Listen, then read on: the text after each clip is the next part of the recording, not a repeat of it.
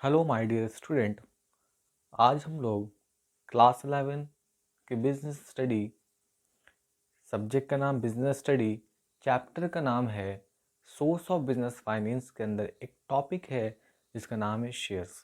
Shares जो है उसके बारे में आज हम लोग जो भी क्लास 11 तक की बातें हैं उसको यहाँ तक हम लोग रिकवर कर लेंगे। और ये शेयर्स जो है फिर से आपको क्लास 12 के अकाउंट्स में आएगा, तो फिर वहाँ पे कोई तरह का इशू ना हो तो उसके लिए हम लोग क्या करेंगे, यहीं पे सारी चीज़ को अच्छे से समझ लेंगे। देखिए, सबसे पहले हम समझेंगे कि शेयर्स क्या होता है, व्हाट इज़ शेयर्स। फिर हम समझेंगे कि शेयर्स के टाइप्स क्या होते हैं। फिर हम समझेंगे कि शेयर्स के कितने आपको नेचर्स क्या होते हैं, क्या मेरिट्स क्या होती है और क्या डिमेरिट्स होती है। यानी जितनी भी जेन्युइन बातें हैं शेयर से रिलेटेड वो सारी चीज़ें हम लोग यहाँ पर रिकवर करेंगे। तो आइए हम लोग शुरू करते हैं शेयर से। देखिए यहाँ पे थोड़ी लाइटिंग है, उससे आपको कोई इशू नहीं, मैं रीड कर रहा हूँ और इसकी जो मैं फ़ोटो खींचकर आपके वीडियो के डिस्क्रिप्शन में इसको मैं अटैच कर दूंगा, वहाँ से आप लोग डाउनलोड कर लीजिएगा। ठीक है, सुनिए शेयर्स क्या होता है।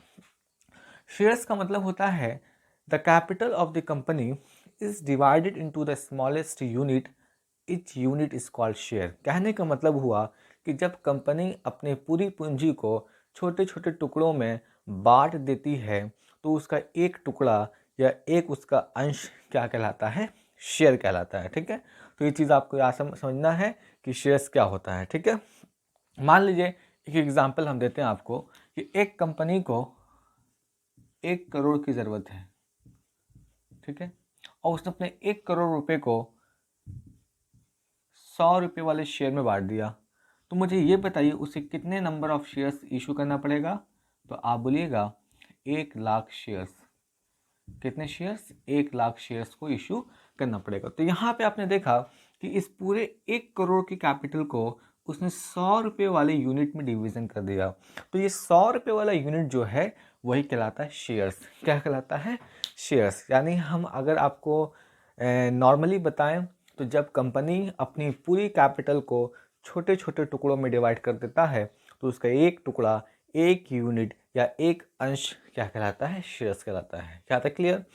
शेयर्स 2 टाइप्स के होते हैं, एक होता है इक्विटी शेयर्स और दूसरा होता है preference shares.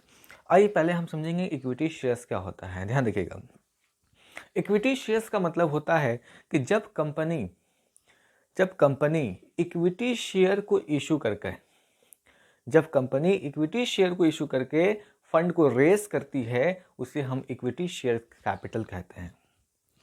Preference shares capital क्या होता है, जब कंपनी प्रेफरेंस शेयर्स को इशू करके अपना फंड रेस करती है उसे हम प्रेफरेंस शेयर्स कैपिटल कहते हैं। बात समझ में आ रही है। और एक चीज़ ये समझिएगा कि ये इक्विटी शेयर हो या प्रेफरेंस शेयर्स हो, ये दोनों ही important source of raising long term capital है। यानी इन शेयर को इशू करने के बाद कंपनी इसका जो रीपेमेंट होता है फेस वैल्यू का वो बहुत लंबे समय की बात करती है, लाइक 10 ईयर्स, 15 ईयर्स, 20 ईयर्स। ठीक है, जैसे कंपनी की पॉलिसी वैसे उसका रीपेमेंट होगा। तो यानी आप यहाँ पे समझ लीजिए, जब कंपनी को लॉन्ग टर्म फंड्स की ज़रूरत होती है तो वो शेयर्स को इशू करती है। ठीक है, ऐसे वो डिवेंचर को भी इशू कर सकती है, लोन भी रेस कर सकती है, लेकिन यहाँ पे हम शेयर्स पढ़ रहे हैं तो सारी जो बातें होंगी किसकी होगी, शेयर्स की होगी। यहाँ तक क्लियर। आइए, तो मैं आपको क्या करूँगा कि पहले जो भी बेसिक बातें हैं, जेन्युइन बातें हैं शेयर्स से रिलेटेड, मतलब प्रेफरेंस शेयर्स और इक्विटी शेयर्स में जो भी जेन्युइन बातें हैं, जो बेसिक बातें हैं, वो आपको यहाँ पर आनी चाहिए। तो पहले आप बोर्ड की चीज़ों को ना देखें, सिर्फ मेरी बातों को ध्यान दीजिए। अगर बात समझ में आ जाती है तो ये पूरा बोर्ड जो है आपको समझ में आ जाएगा। तो आइए सबसे पहले हम शुरू करते हैं, इक्विटी शेयर्स कैपिटल क्या होता है। ठीक है, देखिए इक्विटी शेयर्स कैपिटल मैंने बता दिया कि जब कंपनी इक्विटी शेयर्स को इशू कर कर फंड को रेस करती है, जब कंपनी इक्विटी शेयर को इशू करके फंड को रेस करती है उसे हम इक्विटी शेयर्स कैपिटल कहते हैं। Just like preference shares capital के अंदर भी ऐसा ही होता है। शेयर्स क्या होता है मैंने बता दिया। अब एक चीज़ समझिएगा, जब कंपनी इक्विटी शेयर्स जिस व्यक्ति को इशू करती है तो इशू करने के बाद वो व्यक्ति जो होता है कंपनी का ओनर बन जाता है। जी, जब कंपनी किसी व्यक्ति को इक्विटी शेयर इशू करती है तो वो कंपनी का मालिक बन जाता है। तो आपका सवाल होगा कि ठीक जब कंपनी प्रेफरेंस शेयर किसी व्यक्ति को इशू करती होगी तो वो भी व्यक्ति क्या होगा, कंपनी का मालिक बन जाता होगा। तो मेरा यहाँ पे जवाब होगा बिल्कुल ही गलत, वो कंपनी का मालिक नहीं बनता है, वो पार्शियली बनता है। यहाँ फुल्ली ओनरशिप आ जाती है उस व्यक्ति के जो इक्विटी शेयर उसने क्या किया, परचेस किया है। लेकिन जो प्रेफरेंस शेयर होल्डर होते हैं, जो व्यक्ति प्रेफरेंस शेयर को परचेस किया है उसे प्रेफरेंस शेयर होल्डर कहते हैं। वो कभी भी कंपनी का ओनर नहीं बनता है, पार्शियली ओनरशिप बनता है। उसको कुछ ही कुछ आपको राइट्स मिलते हैं, कंप्लीट राइट्स नहीं मिलते हैं। यहाँ तक क्लियर हो गया। तो इक्विटी शेयर होल्डर जो होता है वो कंप्लीट ओनरशिप होती है उसकी कंपनी की तरफ, लेकिन प्रेफरेंस शेयर होल्डर को फुल्ली नहीं बल्कि पार्शियली ओनरशिप होती है। ठीक है। दूसरी बात है, आपको ये समझना है कि इक्विटी शेयर जो होते हैं, इक्विटी शेयर होल्डर जो होते हैं, वो आपको उनको राइट्स होता है मैनेजमेंट और वोटिंग का। कंपनी के अंदर कोई काम हो रहा है तो वो मैनेजमेंट का राइट इक्विटी शेयर होल्डर वालों को मिला है कि वो भी अपना इंटरफेरेंस कर सकते हैं। वोटिंग राइट्स यानी कंपनी में कोई डिसीजन होने वाला है, कोई मेजॉरिटी डिसीजन है, तो उसमें भी इक्विटी शेयर्स होल्डर को राइट्स होता है कि वो भी वोटिंग करें और अपनी अपनी ओपिनियन वहाँ पर दें।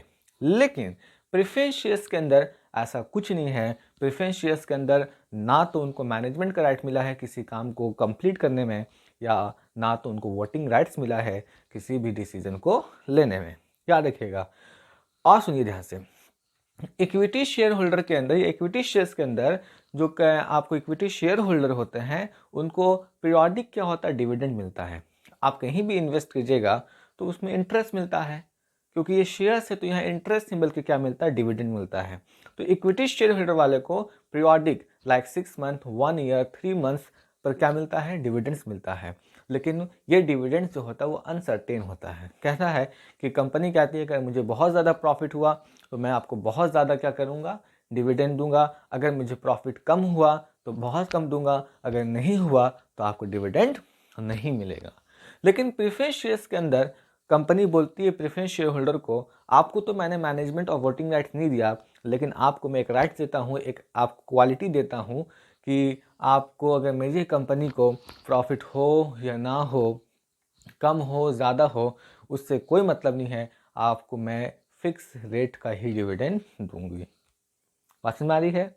तो ये सारी चीज़ें हैं, आगे भी बहुत सारी चीज़ें आएंगी, आपको वो समझ के चलना है। तो बेसिकली आपने समझ लिया कि इक्विटी शेयर्स क्या होती है, प्रेफरेंस शेयर्स क्या होती है, क्या इसके अंदर फ़ायदा है, क्या इसके अंदर फ़ायदा है। तो मैंने ऊपर ऊपर आपको समझा दिया, उम्मीद करता हूँ समझ में आया होगा। आइए हम लोग अब इसको यहाँ से ध्यान से पढ़ेंगे। इक्विटी शेयर्स की जो पहली मेरिट्स है ये यहाँ से आप भूल जाइए, सिर्फ ये पार्ट और ये पार्ट देखिए ध्यान से।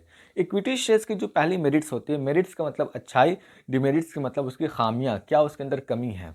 कहता है पहला point, it is suitable for investor who wants to take risk for higher return. कहता है कि ये उन इन्वेस्टरों के लिए सही है जो चाहते हैं कि मैं रिस्क लूँ हायर किसी भी रिटर्न्स के लिए। क्योंकि आपको मैंने बताया कि इक्विटी शेयर्स के अंदर जो भी इक्विटी शेयर होल्डर होते हैं वो क्या करते हैं, उनको fix rate amount of dividend नहीं मिलता। कंपनी कहती है कि अगर मुझे ज़्यादा प्रॉफिट हुआ तो मैं आपको ज़्यादा दूंगा या दूंगी, है ना। और कहते हैं कि कम हुआ तो कम, और नहीं हुआ तो नहीं भी देंगे। तो जिस व्यक्ति के अंदर रिस्क लेने की क्षमता है वो क्या करेगा, इक्विटी शेयर्स को परचेस करेगा कंपनी से। और जिसके अंदर ये रिस्क लेने की क्षमता नहीं है तो वो कहाँ शिफ्ट हो जाएगा, प्रेफरेंस शेयर्स के अंदर। आप अपने अंदर क्वालिटी देख लीजिएगा कि आपके अंदर कौन सी क्वालिटी होती है, ये परचेस करने की या फिर ये परचेस करने की। ठीक है। फिर उसके बाद दूसरी अच्छाई ये है, मतलब ये अच्छाई किसके लिए है, इन्वेस्टर के लिए है। ये अच्छाई किसके लिए है, इन्वेस्टर के लिए, यानी शेयर होल्डर के लिए है। इक्विटी शेयर होल्डर के लिए अच्छा है, जो बहुत ज़्यादा रिस्क लेना चाहते हैं तो आके यहाँ पे रिस्क ले सकते हैं। ठीक है, ये अच्छा है। अब दूसरी अच्छाई क्या है कि payment of dividend to the equity share holder is not compulsory, therefore there is not burden. ध्यान देंगे कि जैसे मैंने आपको बताया था कि जो इक्विटी शेयर होल्डर होते हैं उनको जो डिविडेंड मिलता है वो आपको फिक्स रेट का नहीं होता है, क्योंकि कंपनी बोलती है कि अगर मेरे बिजनेस में या मेरे कंपनी के अंदर, ठीक है, अगर बहुत ज़्यादा प्रॉफिट होगा तो मैं आपको डिविडेंड का जो रेट है वो बढ़ा दूंगी, अगर कम होगा तो मैं कम रेट ऑफ डिविडेंड दूंगी, अगर नहीं होगा तो मैं आपको कोई भी डिविडेंड नहीं दे पाऊंगी। ठीक है। तो ये सेकंड रूल कहता है, सेकंड इसकी अच्छाई है। तो सेकंड अच्छाई कंपनी को है कि कंपनी के ऊपर कोई बर्डन नहीं होता है कि मैं डिविडेंड का पेमेंट करूंगी या नहीं करूंगी, ठीक है, in case of no profit. Point number 3, तीसरी अच्छाई ये है कि it is a permanent capital as it is required only at the time of the liquidation of a company. Third अच्छाई ये है कंपनी के लिए कि कंपनी को एक आपको फिक्स कैपिटल मिल जाती है।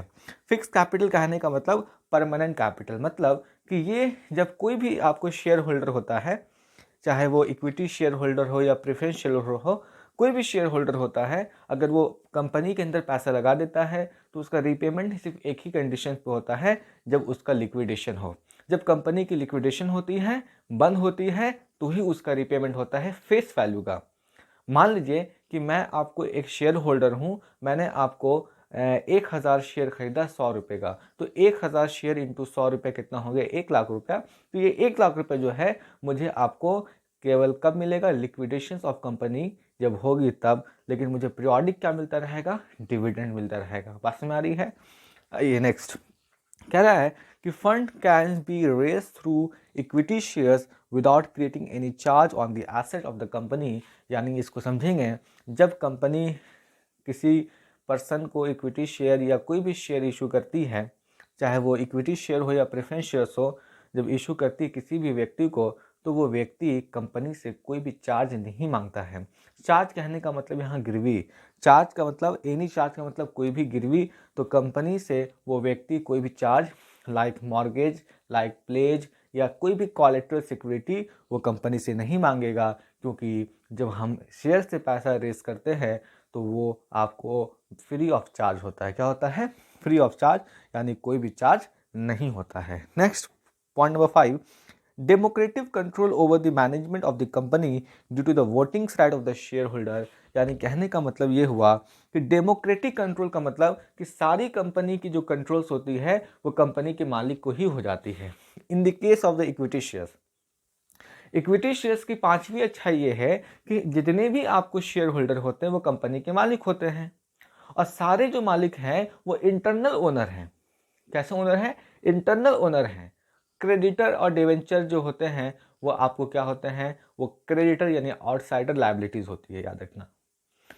क्रेडिटर और डिवेंचर से जो हम पैसा रेस करते हैं तो वो कंपनी के लिए क्या होती है, एक्सटर्नल लायबिलिटीज होती है, लेकिन जब हम शेयर से पैसा रेस करते हैं, फंड्स रेस करते हैं, तो वो इंटरनल लायबिलिटीज होती है, because share holders are owners of the company.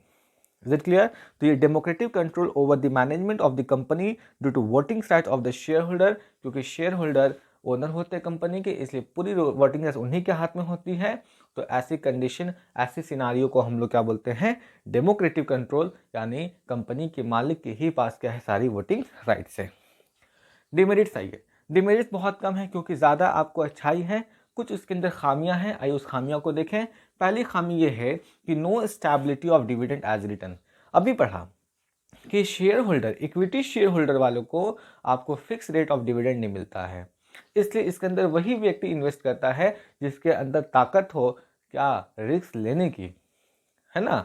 और इसमें अगर आपको फिक्स रेट में नहीं मिल रहा है डिविडेंड, तो ये किसकी खामियां हो जाती है। मान लीजिए कि कभी ज़्यादा प्रॉफिट हो तो ज़्यादा मिल गया, कभी नहीं हुआ तो बहुत कम मिल जाता है, तो ये इसकी खामियां हैं। दूसरी खामी क्या है, issue of additional equity shares dilute. Dilute का मतलब होता है ख़त्म हो जाना, डाइल्यूट द वोटिंग राइट। क्या होता है ना कि मान लीजिए कि मैंने आपको शेयर इशू कर दिया मार्केट में, एक व्यक्ति ऐसा आया जो मेजॉरिटी शेयर्स खरीद लिया। मेजॉरिटी शेयर्स का मतलब कि 50% से ज़्यादा शेयर आपने उसने परचेस कर लिया। तो ऐसी कंडीशंस में क्या होता है कि वो व्यक्ति जो होता है अकेले मालिक हो जाता है ना, अकेले मालिक हो जाता है पूरी कंपनी के, क्योंकि उसने मेजॉरिटी शेयर लिया। बाकी जो रिमेनिंग बचे हैं वो माइनॉरिटी ओनर्स कहलाते हैं, तो उनके डिसीजन, उनके मैनेजमेंट, उनकी वोटिंग रैंक उतनी वैल्यू नहीं होती है जितना उस व्यक्ति की होती है जिसने मेजॉरिटी शेयर्स को परचेस किया है। वही कह रहा है, एक खामी ये भी हो जाती है कि जब कोई व्यक्ति मेजॉरिटी शेयर्स को परचेस कर लेता है तो सारी जो डिसीजन और वोटिंग की जो राइट्स होती है उसी के पास आ जाती है। कम वाले की जो डिसीजन और वोटिंग राइट्स होती है उसकी वैल्यू नहीं होती है। तीसरी खामियां क्या है कि more legal formalities and the procedure delays are involve while raising fund. कह रहा है कि जब हम शेयर से पैसा यानी इक्विटी शेयर से जब पैसा रेस करते हैं तो वहाँ पे थोड़ा सा लीगल जो प्रोसेस होता है या लीगल जो फॉर्मेलिटीज़ होती है वो थोड़ा कॉम्प्लेक्स होती है। कैसे कॉम्प्लेक्स होती है, ज़्यादा ध्यान दीजिएगा कि जैसे मान लीजिए कि हम शेयर इशू करने से पहले मार्केट में प्रॉस्पेक्टस इशू करते हैं। प्रॉस्पेक्टस कहने का मतलब प्रचार पत्र आप बोल सकते हैं। उसको लोग, उसके अंदर एक एप्लीकेशन फॉर्म होता है, लोग प्रॉस्पेक्टस को पढ़ेंगे, उसके अंदर एप्लीकेशन फॉर्म होगा, उसको भरेंगे, ठीक है। फिर वो एप्लीकेशन जो होगा कंपनी में सबमिट होगा, फिर कंपनी जो है एप्लीकेशन के ज़रिए पैसा मंगवाएगी। थोड़ा पैसा मंगवा लिया, फिर उसके बाद थोड़ा सा पैसा अलॉटमेंट पे मंगवाएगी, थोड़ा सा पैसा फाइनल कॉल फर्स्ट कॉल पे मंगवाएगी, फिर जो बच जाएगा वो फाइनल कॉल पे मंगवाएगी। तो ये जो है ना एक लंबा प्रोसेस हो जाता है, ठीक है ना। ये क्या होता है, लंबा प्रोसेस। तो वही कह रहा है कि more legal formalities and the procedure delays. Delays कहने का मतलब थोड़ा पैसा आ रहा है कंपनी के पास, जिससे कंपनी अपनी सफिशिएंट जो डिज़ायर है वो पूरा नहीं कर सकती है। तो याद रखना है कि मैंने इक्विटी शेयर्स के बारे में सारी चीज़ समझा दी है। अब आपको एक बार अच्छे से इसको रिकॉल कर लेना है। अब शुरू करेंगे हम लोग प्रेफरेंस शेयर्स। प्रेफरेंस शेयर्स क्या होता है मैंने बता दिया आपको कि जब कंपनी प्रेफरेंस शेयर को इशू करके कैपिटल को रेस करती है उसको हम प्रेफरेंस शेयर्स कहते हैं। और ऐसे व्यक्ति जिसने प्रेफरेंस शेयर्स को होल्ड किया है उसे हम प्रेफरेंस शेयर होल्डर कहते हैं। आप 2 मिनट इसको देखें, रेस्ट करें, फिर हम लोग शुरू करते हैं।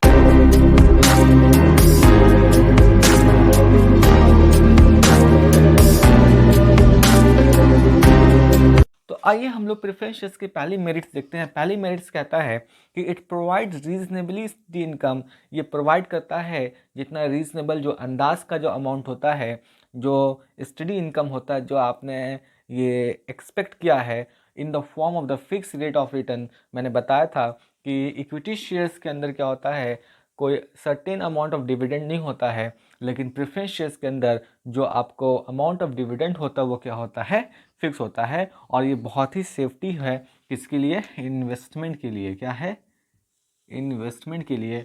क्यों इन्वेस्टमेंट के लिए सेफ्टी है, क्योंकि जब कंपनी क्लोज होती है तो सबसे पहले आपको पता ही कि आउटसाइडर का पेमेंट होता है। फिर जैसे आउटसाइडर कौन, लाइक क्रेडिटर, डिवेंचर होल्डर, उनका पेमेंट होगा। फिर उसके बाद प्रेफरेंस शेयर होल्डर का होगा, और फिर लास्ट में किसका होगा, इक्विटी शेयर होल्डर वाले का होता है। और इस पर जो है फिक्स रेट ऑफ डिविडेंड होता है।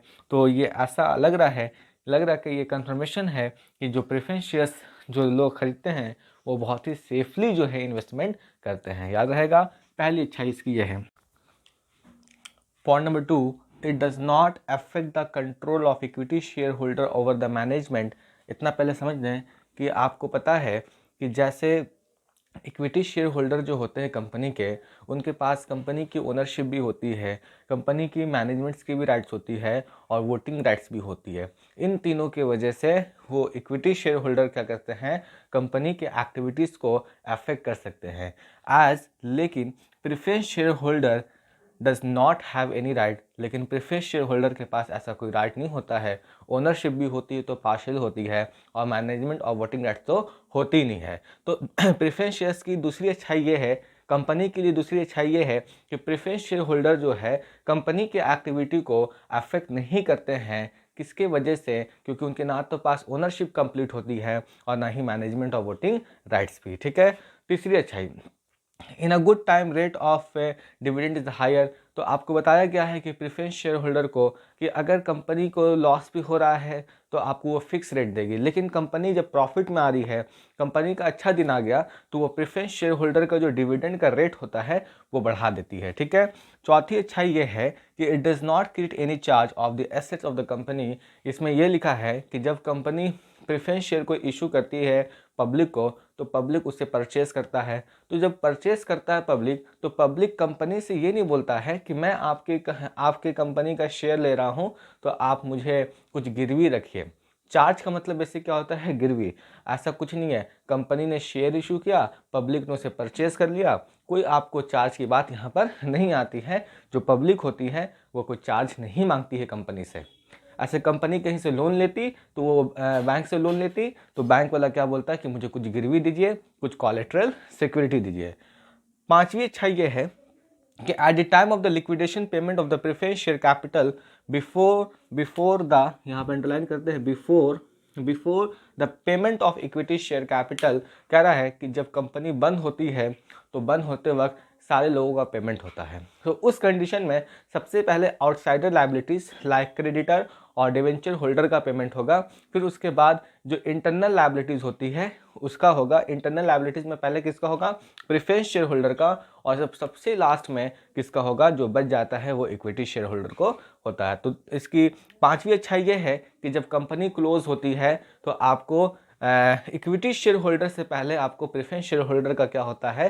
पेमेंट कर दिया जाता है, उसके जो फेस वैल्यू होती है शेयर की। आइए डिमेरिट्स, इसकी सिर्फ 2 ही डिमेरिट्स है, ज़्यादा डिमेरिट्स नहीं है। डिमेरिट्स पहली ये है कि इट इज़ नॉट सूटेबल, ये सही नहीं है। किसके लिए सही नहीं है? फॉर दोज इन्वेस्टर, उस इन्वेस्टर के लिए who wants to take risk for the higher return, जो चाहता है कि मैं ज़्यादा रिस्क लेकर ज़्यादा रिटर्न कमाऊँ। ठीक है, क्योंकि इसमें फिक्स रेट होता है। कंपनी को लॉस हो, कंपनी को प्रॉफिट हो, उससे आपको प्रेफरेंस शेयर होल्डर को कोई इफेक्ट नहीं होता है, क्योंकि वहाँ पे उसको फिक्स रेट ऑफ डिविडेंड मिलता है। हाँ, अगर फ्यूचर में अच्छा प्रॉफिट हुआ तो उसका जो रेट है वो हायर कर दिया जाएगा, वो बहुत आपको माइनर केस में होता है। ठीक है, ऐसे आपको मेजॉरिटी केस में क्या होता है कि फिक्स रेट ही दिया जाता है। तो अगर वो इन्वेस्टर जो चाहता है कि हम ज़्यादा रिस्क लेकर ज़्यादा आपको डिविडेंड कमाएं, तो ये यहाँ पर ये नहीं आना चाहिए। प्रेफरेंस शेयर की ये खामियाँ है, उससे कहाँ आना चाहिए? इक्विटी शेयर में, क्योंकि आपने इक्विटी शेयर में पढ़ा हुआ है कि वो उन इन्वेस्टर के लिए सही है जो आपको ज़्यादा रिस्क लेकर ज़्यादा रिटर्न कमाना चाहते हैं एज अ डिविडेंड। आइए दूसरी इसकी खामियां ये है कि इट डाइल्यूट्स, ये भी क्या करता है? डाइल्यूट्स कर देता है, ख़त्म कर देता है the claim of the equity share holder. किसका क्लेम? इक्विटी शेयर होल्डर का claim over the assets of the company, company के एसेट्स के ऊपर। कहने का मतलब ये हुआ कि जिस तरीके से आपको पता है कंपनी जब अपना पैसा रिपे करती है, ठीक है, क्या करती है? पैसा रिपे करती है, या आपको कंपनी को बहुत ज़्यादा लॉस हो गया, अब कंपनी क्लोज डाउन हो रही है, तो कंपनी के एसेट्स बेचकर कंपनी की लायबिलिटीज़ को पे ऑफ किया जाता है। ठीक है, तो जब कंपनी की लायबिलिटीज़ को पे ऑफ किया जाएगा तो सबसे पहले वो किसको पे ऑफ किया जाएगा? External liabilities. फिर उसके बाद इंटरनल लायबिलिटीज़ में प्रेफरेंस शेयर होल्डर को। तो प्रेफरेंस शेयर होल्डर क्या करता है? आपको शेयर होल्डर को, इक्विटी शेयर होल्डर वालों को, उसके पावर को क्या करता है? डाइल्यूट्स कर देता है, उसके राइट्स को डाइल्यूट्स कर देता है। क्योंकि आपको पता ही है कि पहले प्रेफरेंस शेयर होल्डर का पेमेंट होगा और फिर एंड में क्या होता है? इक्विटी शेयर होल्डर का पेमेंट होता है। तो ये आपको प्रेफरेंस शेयर होल्डर की ये खामियां हो गई कि ये इक्विटी शेयर होल्डर वाले की पावर को क्या करता है? या राइट्स को डाइल्यूट कर देता है in the assets of the company, company के एसेट्स को बेचकर लायबिलिटीज़ का पेमेंट करते समय। तो ये जो है मैंने आपको बढ़ा दिया है, इसको लिख लेंगे आप लोग, स्क्रीनशॉट मैं आपको डिस्क्रिप्शन में दे दूंगा।